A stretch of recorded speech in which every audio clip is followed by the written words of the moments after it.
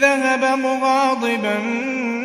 فظن أن لن نقدر عليه فنادى في الظلمات أن لا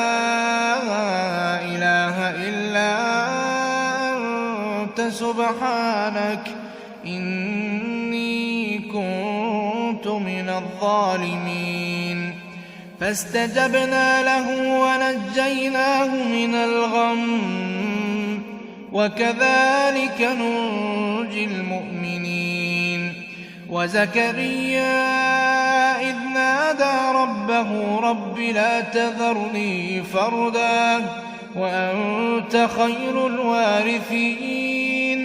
فاستجبنا له ووهبنا له يحيى وأصلحنا له